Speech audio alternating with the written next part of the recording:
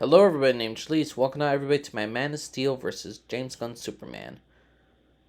I'm making this video, everybody, because everybody seems to be talking about these two films.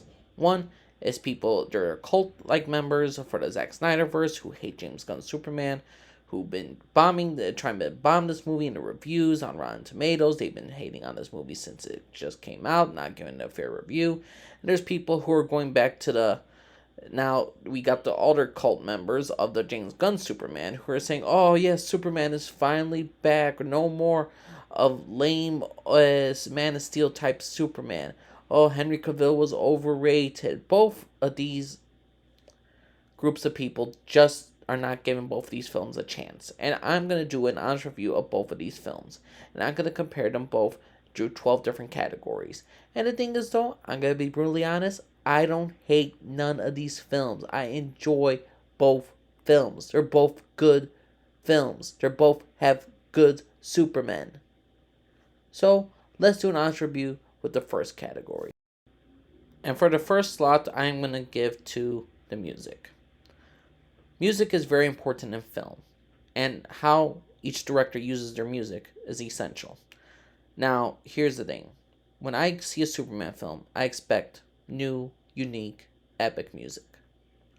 I don't mind if it's the same old Superman theme, if it's just a little different, generate. But the other music, when it's the action scenes, whether it's a talking scene, the music has to stand out to me. And it has to be cinematic. And only one film does the music correct. And that is Man of Steel. Now, here's the thing. James Gunn is great with his music. Because a lot of his James Gunn songs give me introduction to new music. James Gunn's Superman just doesn't work with the music. I get it's punk rock Superman. But to me, Superman never screams punk rock. To me. When I see my Superman, I expect a very classical, larger than life, alpha male type of music. I expect epicness, something about a great journey that we're going to be beholding to. Now, here's the thing. The music could work for Guardians of the Galaxy. It could be work for Mr. Terrific, which the Mr. Terrific scene I did enjoy with the music. But overall, my personal opinion, if you're looking at epicness, unique, different, you're looking at Man of Steel for the music. So Man of Steel wins in this category for the music.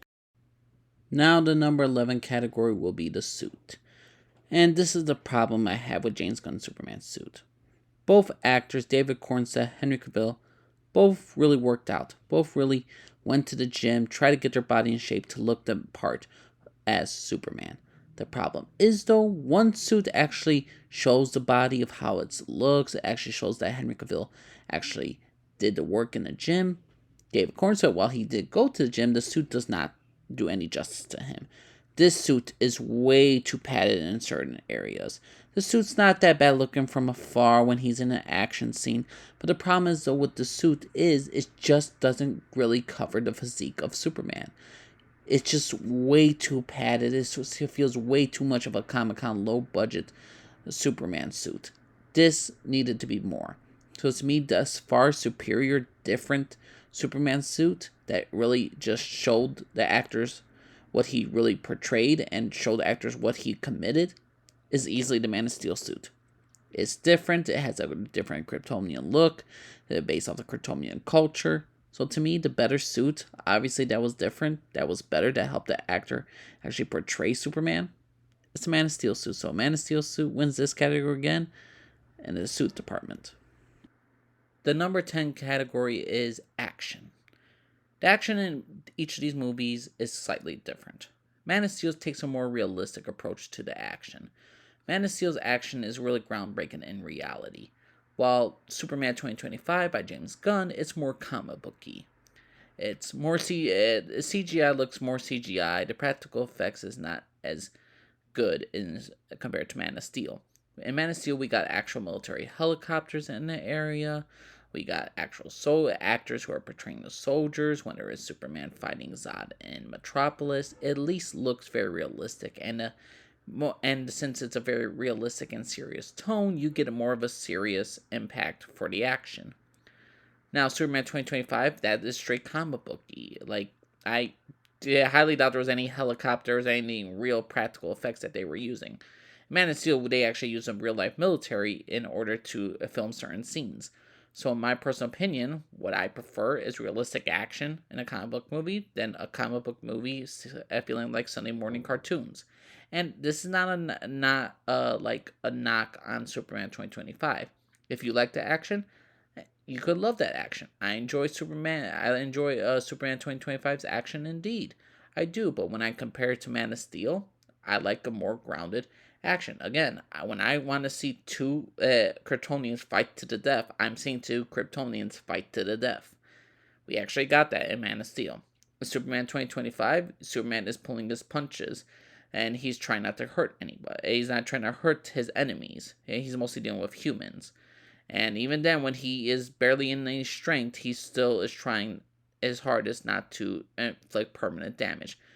And some people might find this a knock on Man of Steel, but there's a big difference between the two superheroes because one of them is an experienced superhero, one of them is absolutely just got off the farm and started being a superhero. So the action category is all what you prefer, but I prefer Man of Steel. The number 9 category is the world itself. The world of James Gunn's Superman versus Zack Snyder's Superman. Now, like I said in the previous category, James Gunn's Superman is very cartoony. But the thing is, though, what I like about James Gunn is his color palette. I really enjoy the color palette. I love the look of Metropolis. I love the Fortress of Solitude. I overall love the look of this film. It feels like Saturday morning cartoons. It feels like a different world.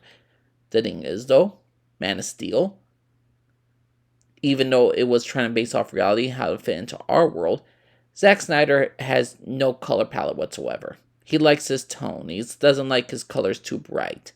That is a mistake. Superman should be bright. Superman should be having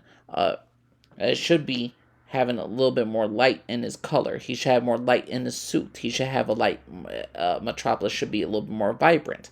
Metropolis and freaking Man of Steel looks like freaking New York City. We barely even see the Daily Planet, and it's not even very real. It's not even surprisingly, it's not very accurate to comic book.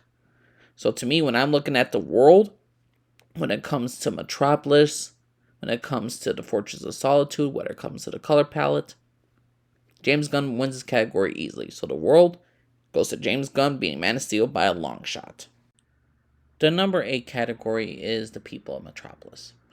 Now, the reason why I'm doing the people is because how do people react to Superman? And again, in Man of Steel, people are very realistic about what happens when they see the Man of Steel for the first time, when they see Superman for the first time. They're cautious. Some people look to him. It takes a while for the people to get to know him, to get to trust him. They react accordingly to a real-life situation of an alien invasion. They're panicking. The streets are being destroyed. Everyone's afraid of dying. And again, this is new to them, I understand. In Superman 2025, there's a girl who plays hopscotch when there's a giant monster right next to her. There is a guy who's literally eating ice cream from the window watching Superman fight a dude, just like it's a normal day. But here's the thing. And people say, well, this is normal for them, so they're desensitized by the violence. No. Here's the thing. I'm from Chicago. I'm dealing with gunshots nearly every single day, sirens every single day. Do I get a little desensitized to stuff? Yes. But if I hear gunshots, I'm gonna duck. I'm gonna react accordingly, realistically. I don't mind these people. I don't care that these people have been living in Metropolis and they've been seeing monsters attack them. I want them to act accordingly. I don't want to see a guy eating ice cream watching Superman fight a monster. No. This just takes away from the situation. If I don't feel scared for the citizens, then I ain't gonna feel scared for anything. The situation doesn't seem serious. It just seemed like, oh, it's another freaking day. Oh, why should I pay attention? Why should I even watch this scene? Because it's not important, because there's no gravity towards this, nothing serious going on to it. Again, little girl playing hopscotch. She sees the monster right there. It's one thing if she's playing hopscotch like a million miles away and the monster's going to accidentally bump into her and then Superman saves her. Then it's a little bit more realistic. But this, I'm sorry, I cannot. If I'm looking at how the people reacted in James Gunn world, and again, this is probably what James Gunn wanted, but to me, I just did not enjoy it. I absolutely do not enjoy the fact that none of these people act accordingly to a real life situation if they were in. So, the people category, we're giving to Man of Steel. The number 7 category is Jor-El and Lara. Laura, whatever you want to call them, these are Superman's parents. These are the Kryptonian parents, his biological parents. Can we just all agree Man of Steel's versions of these characters were so much better? Bradley Cooper and this one girl from Westworld as James Gunn versions of these characters. They're basically Omni-Man. They're colonizers. They love their son, but they send him to Earth specifically to conquer. The S doesn't stand for hope. It stands for sperm. It stands literally, tell him, spread your seeds, start a harem, enslave the people of Earth. No. It's a new take that I do not enjoy. I mean, I'm not even going to go into the detail of why this is going to ruin Supergirl's character, because if Supergirl, did she not understand that she was sent to Earth to protect her cousin to start a harem? I don't know. No, just no. That has to be retconned immediately. But other than that, we don't really get like less than a minute of these characters in James Gunn's Superman. In Russell Crowe's character, husband and wife, we get more to their backstory. We get to their details of who they are as people, that their civilization of Krypton assigned them what they're going to be at birth, whether you're going to be a scientist, a warrior, a political person, a philosopher. They are the ones, they have no control over their destiny. They sent Clark to Earth so he could prosper and to live, and to be a symbol of hope for the people of Earth. They wanted better. They wanted Earth to not make the same mistakes as Krypton. They wanted Kal-El to show them a beacon of hope for the rest of the world, and he could choose his own destiny no matter what he wants to be. The S stands for hope. And that's what I loved in Man of Steel. Jor-El and Lara, they were great characters. So Man of Steel wins this category easily for Superman's birth parents. The number 6 slot is John and Martha Kent. Now, I know a lot of people who watch the James Gunn Superman movie honestly believe that their version was better. Now, here's the thing I gotta say. James Gunn made them the stereotypical John and Martha Kent, like the slow-minded, stereotypical white Kansas City farmer with the heavy accent, and they look dumb. They look like slow-minded, slow-paced individuals. Now, the message about Jonathan saying to Clark that just because what your parents sent you here, you ultimately decide who you want to be. You putting on that suit every day, helping people, that shows the man you are, Clark. Now, that is a great message. Now, a lot of people think that the Man of Steel version with Kevin Costner and Diane Lane as John and Martha Kent they don't like Jonathan Kent. A lot of people just don't like Kevin Costner's character because he actively says in the movie that when a young Clark saves a bunch of kids, and when he's nearly found out, John is conflicted and saying, Clark says, should I let him die? And John says, maybe. But what I do know is you got to keep this part of yourself a secret. He doesn't tell Clark to reject humanity. He tells him to be cautious of humanity because he's worried about, John and Martha are worried about them Clark being taken away from them. It's not that they don't want kids to die. It's not because he's ultimately the good father. It's just he's realistic about what happens when the truth is revealed about his son. It's going to change the world. And he wants his son to decide who he wants to be. And you have to choose who you want to be. And as he says, whatever you choose to be, Clark, whoever that man is, he's going to change the world. So the same message does apply to both of these characters. And overall, this is just two different ones. Two different stories. We got a Superman story in Superman 2025 with James Gunn about a story of Superman already existing in the world. And Zack Snyder's Superman, this Superman is just coming out. So it's a world of no Superman for a world of the coming of age of Superman. So which John and Martha Kent do I like better? I like Kevin Costner. I like Diane Lane. They don't have ridiculous, corny accents that are way too childish in my opinion. So my personal opinion, the better John and Martha Kent is Kevin Costner and Diane Lane. Sue me, Man of Steel wins this category yet again. Now we're going to talk about the side characters. The side character in Man of Steel are nice. Thing is though, the Daily Planet characters didn't really get much. We got Lauren Fishburne, one guy who's in House of Cards, Jack Ryan, and so many other dang movies and TV show. He's in this. Other side characters is the military man from Law and Order. We got in a deleted scene, the Martian Manhunter. And we got some scientist dude. There ain't really much to these characters that we got. This is a very realistic movie with a very realistic stance. So we got the military men, we got the science men, and we got the Daily Planet. But there's not much to really develop these characters. Now, with James Gunn, he always seems to develop side characters nicely. The Justice Gang is good. Nathan Fillion, always great. Isabella Merced, she's okay as Hawkgirl. I'm not gonna say I love her. The guy who played Mr. Terrific is utterly fantastic. The Daily Bugle characters, they got a lot more depth to them. Don't really care for Jimmy Olsen and his plotline, but overall, there is a lot more greater side characters in James Gunn's Superman. So in this category, James Gunn's Superman, he wins the side characters easily. This is an easy category that James Gunn's win because he knows how to develop side characters and he knows how to develop a lot of characters in one movie and to all make it feel just okay. Just to overall make it feel like a good time watching them. Number 4 category is the villains. And who do we got for the villains list? Okay, we got Lex Luthor, the Engineer, and Ultraman. Now, James Gunn's supervillains, Lex Luthor, Nicholas Hoult, does a fantastic job. I think he's a very good Lex Luthor. I think he has the potential to be the best Lex Luthor if he's given a better script. And overall, I enjoy Nicholas Holt's performance. The problem is with Nicholas Hoult, I just don't feel him intimidating. He's just not intimidating to me. He doesn't seem scary. He seems a little whiny.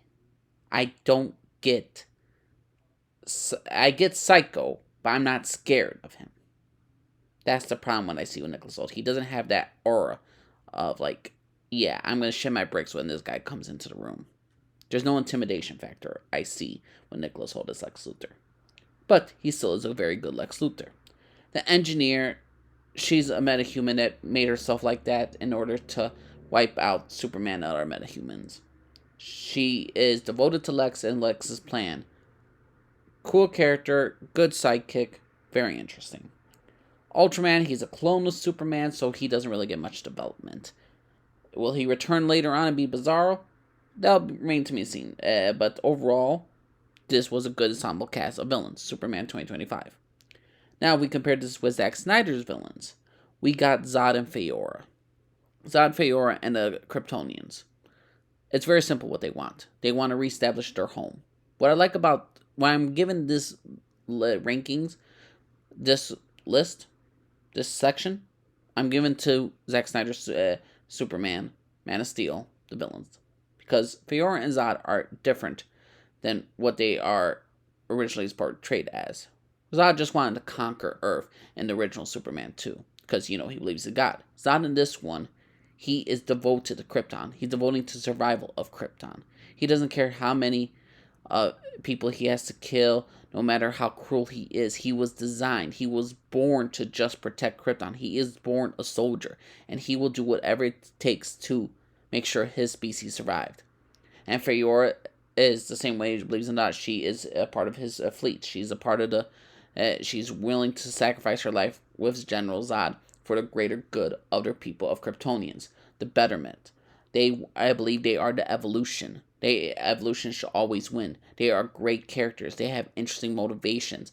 I could understand where they are coming from. So overall, I like this new take on Zod. He ain't kneel before Zod. He ain't here to kneel. He doesn't want to be worshipped. He just wants his people to survive. And if he has to kill hundreds, thousands, billions of people, he doesn't mind to. Because he serves Krypton. And that's why I prefer the villains over in Man of Steel, because they were different from what we ever got of Zod and Feora. So I like this version of Zod. I love this version of Zod and Feora. And it was completely different. Lex Luthor was always going to be Lex Luthor. But overall, when I'm looking at different, characters and how they're portrayed as. Maybe Lex Luthor's more entertaining one, but to me, the total change of character of Zod's personality and who he is was just something fresh, something new that I greatly enjoy. So the villain side, I'm going to give to Man of Steel. Lex Luthor, an engineer and Ultraman, cannot hold a candle to Man of Steel's Zod and Fiora.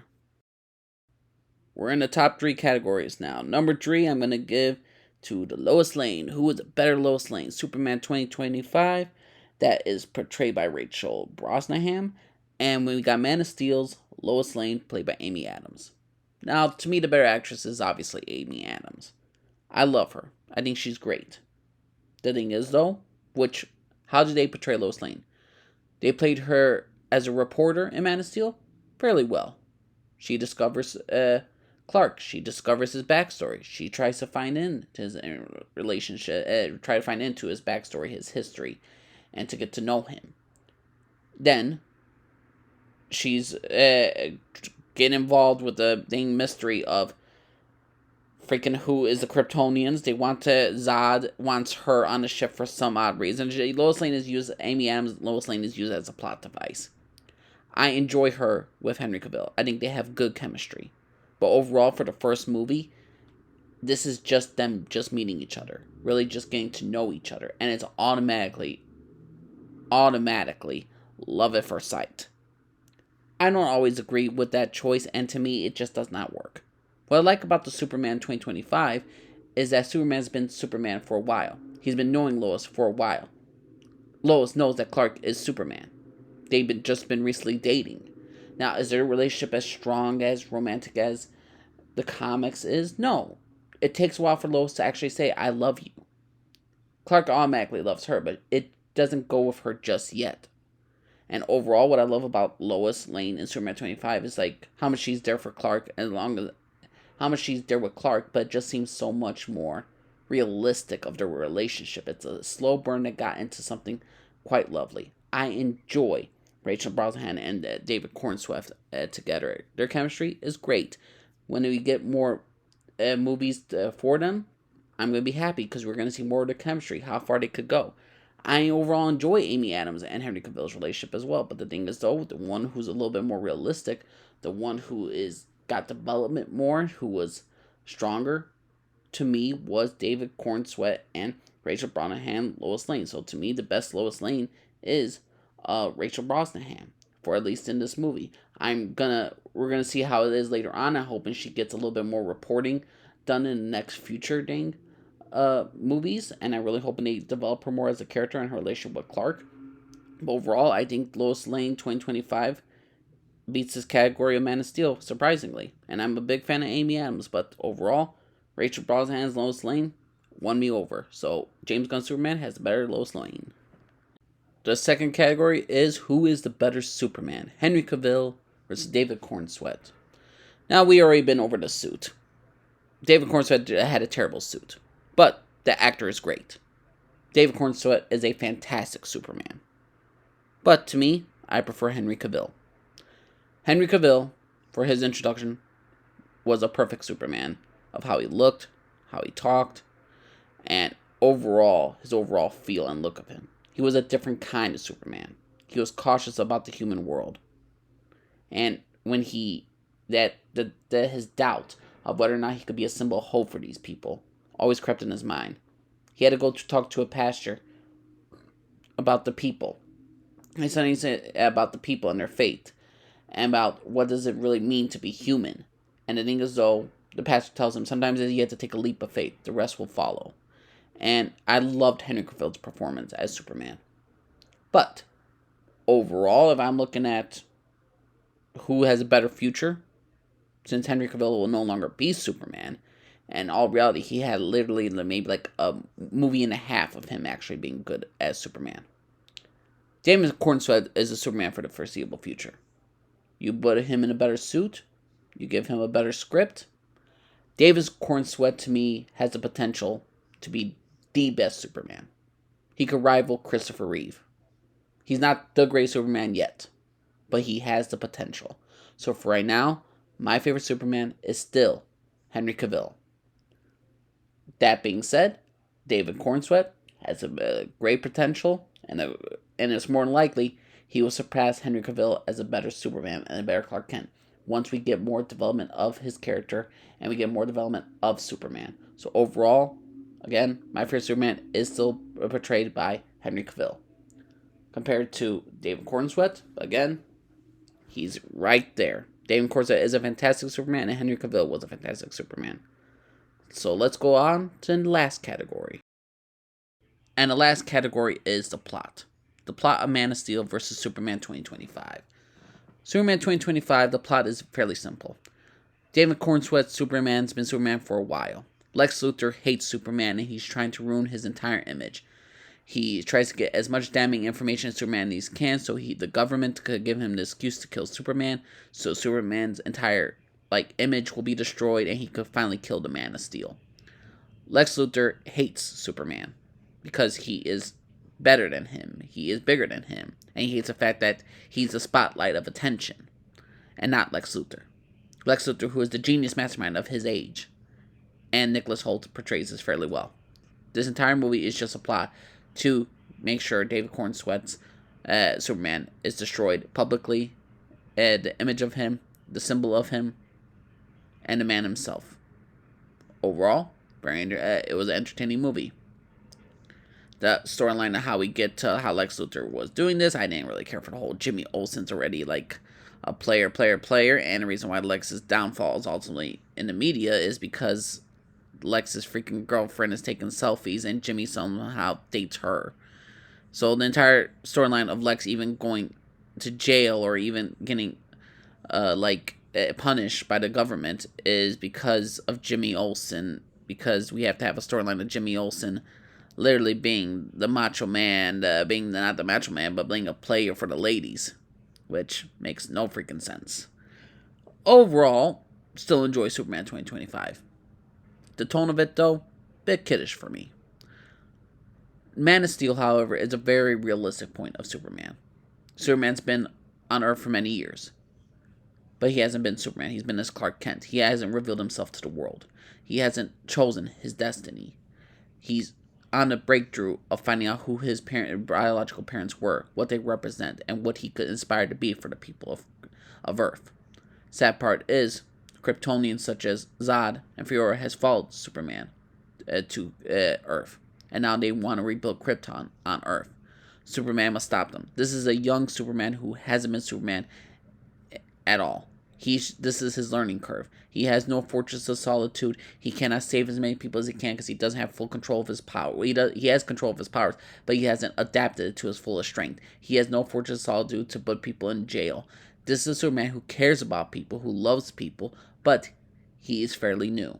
David Cornsweet's Superman has been Superman for a while, for a long time, and he utilizes his stances of how to save people much better than Henry Cavill's Superman. Overall, the plot, fairly simple for Man of Steel, is that Superman is trying to make sure that the Earth is not destroyed by freaking Kryptonians. And for what we got, for realistic take of what we got, of two Kryptonians battling each other to the death, I greatly enjoyed it. So overall, my favorite plot is the Man of Steel alien invasion. I overall enjoyed it a lot more. It made a lot more sense. It was very realistic. And to me, the better plot is Man of Steel. The verdict is in, everybody. Man of Steel beats Superman 2025. Zack Snyder made a superior Superman film over James Gunn's Superman. There was 12 different categories. Man of Steel won 9 out of 12. What's your personal opinion, everybody? Did you think I was wrong with the Lois Lane pick? Do you think I was wrong with the Superman pick? Do you think the score was better in Superman 2025? I highly doubt it. You think the villains were better in Superman 2025? What was your overall favorite thing about Man of Steel? What was your overall favorite thing of Superman 2025? Which director do you like better as a person? Please know what you all think, everybody. This has one been my longest videos because I'm very passionate about Superman. I love Superman as a character, Clark Kent, and I do enjoy both films. I love Man of Steel. I enjoy Superman 2025. We don't have to hate upon the other. We don't have to be tribalistic in this sense. Superman 2025 was a good start to the Superman film. I'm hoping the sequel will be way, way better than Superman 2025. I'm hoping for a better score. I'm hoping for Superman to get more time with Lois Lane. I'm hoping for a better Superman film. To me, Superman 2025 was a good start, but it's not my favorite Superman film. I enjoyed Man of Steel a lot more. So what's your personal opinion, everybody? Please know what y'all think. Thanks for listening. For everybody. Bye.